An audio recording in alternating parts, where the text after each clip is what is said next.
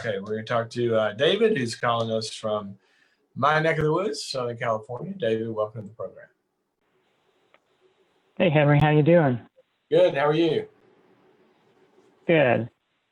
So my wife is a very highly anxious person, and I get really frustrated with her. You know, you've heard it said before, there are like two kinds of people in the world, those that see the glass half full and half empty. Well, my wife's like the third type.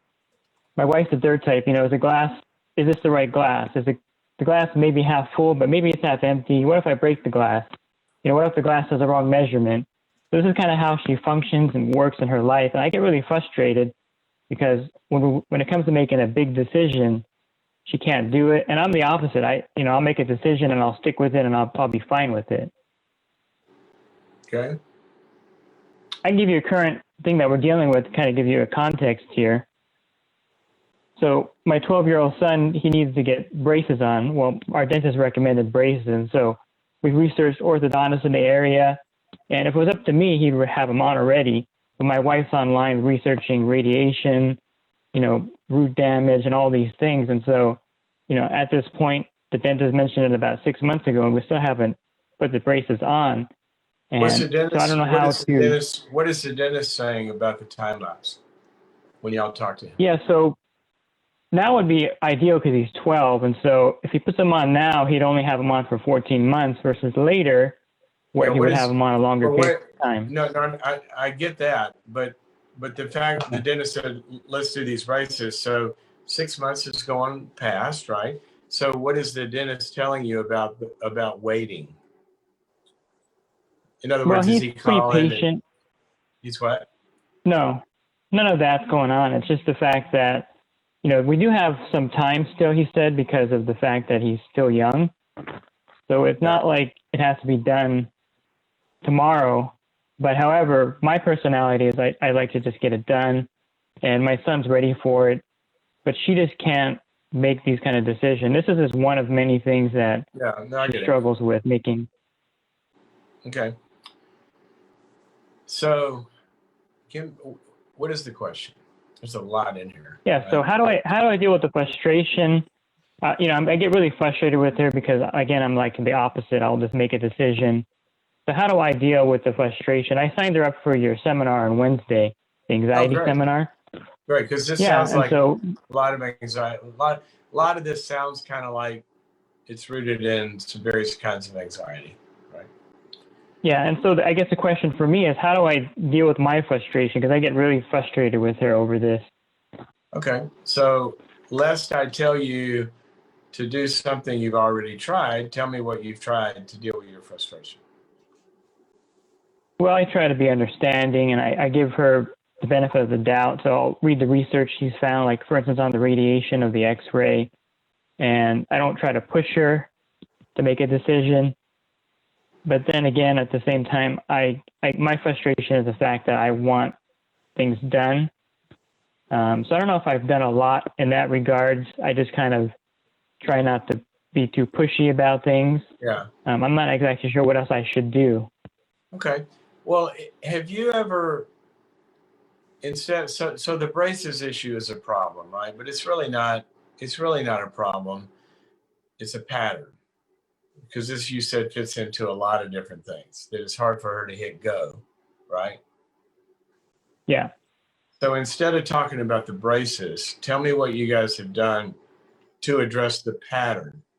In other words, sit down and say, honey,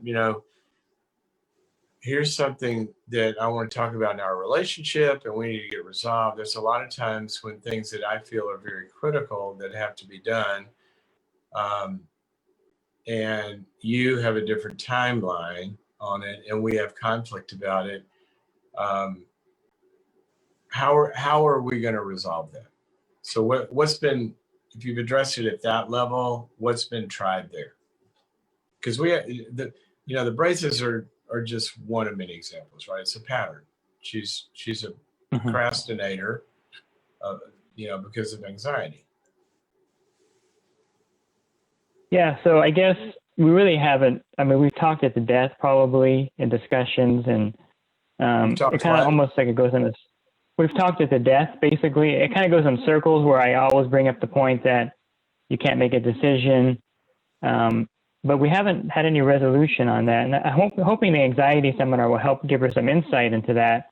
Well, But as far as it will, but what I'm asking is, you've talked it to death in the individuals, but have you gotten above it and said, we have a relationship problem in that we have two different styles of making decisions and two different timelines. And so let's come up with a strategy that can satisfy both of us. Yeah, that's a good idea. I haven't looked at it at that level. It's more like that's what I would do, because see, right now it's kind of like a tug of war. You're on let's hit go, and she's on no, let's wait. And then that tug of war just gets put into a new topic where you're too slow, I want to go, right? And so it's still a tug of war. What I want to do is I want to get both of you, okay, not tugging at each other, but let's say, okay, you like to get all your ducks in a row, right? I like to, let's call it, you've heard of ready, aim, fire, right? She's like ready, ready, ready, ready, ready, ready, ready, ready, ready, ready, and never gets to aim and fire. And you're more like fire, ready, aim, right? Let's go fast.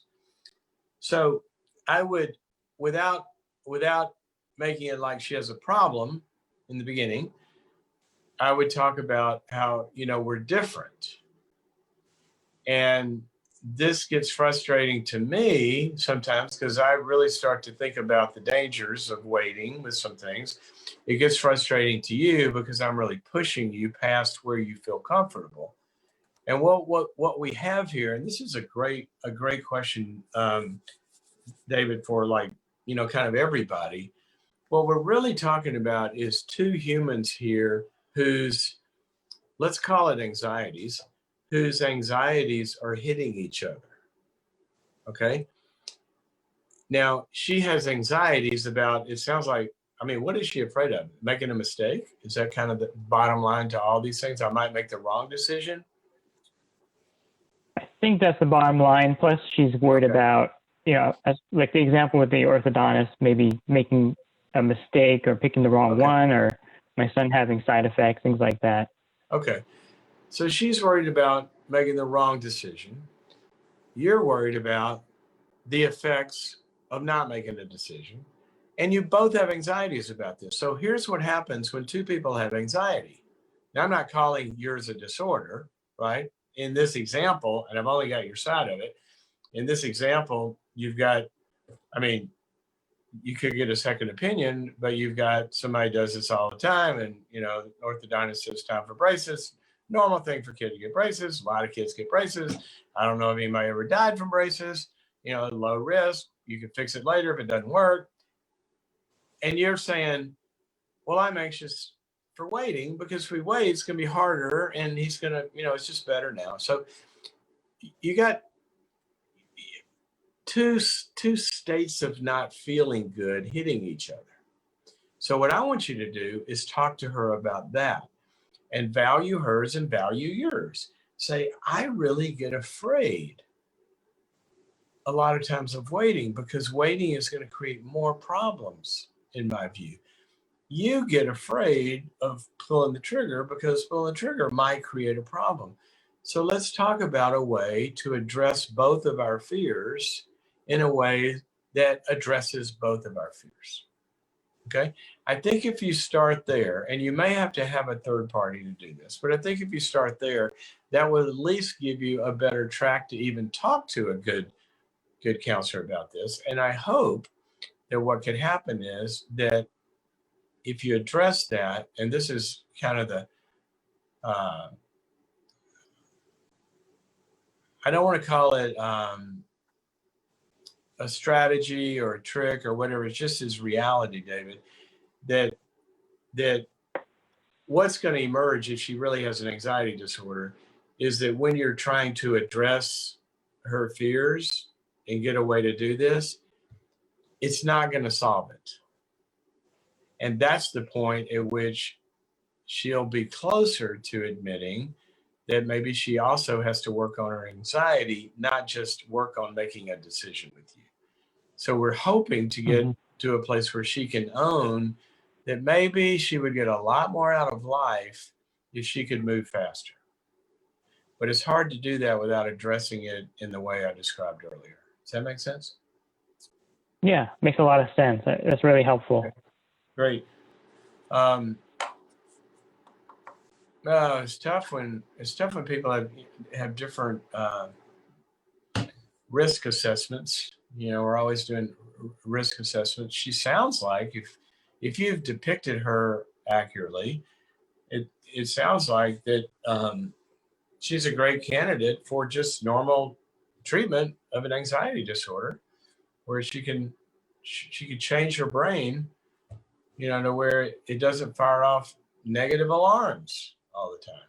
There's a lot of people that just, it's sort of like a car alarm. It's set too high, and trash truck drives by. I'll be talking about this on Wednesday. Trash truck drives by, alarm goes off at 3:00 in the morning. You wake up in your bed, oh crap, we got a burglar. No, it's just a trash truck, right?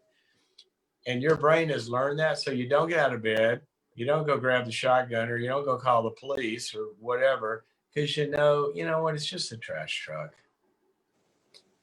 That's part of how an anxiety disorder gets addressed too, that the brain hasn't learned that some things aren't worth activating all of this anxiety about. And so the process that I described with her, well, at least she'll feel like she has an ally instead of somebody that's frustrated with her. Okay? Still there? Yeah, thank you. Okay. All right, David. That makes a lot of sense. I look forward to seeing you on Wednesday, and I'll try to even keep this in my head. It'd be a great example, because a lot of couples face this. It's like one person's going, make a decision, and the other's going, oh no, but if we do, the house will burn down. So thank you for your call. I think a lot of people can relate to it. All righty. Speaking of Wednesday that David mentioned for us, he's talking about the anxiety seminar that we're having right here. It's the webinar this Wednesday, December 9th. And I'm going to be talking about different kinds of anxiety disorders and what can be done about them, because they can be treated. Yes. If you have stress and anxiety, fears, phobias. Do you know there are people that were agoraphobic and could not leave the house that now go all over the world? Why? Nature hasn't really changed in leaving the house. Well, sort of right now it's a little different, but in general, okay, before the pandemic,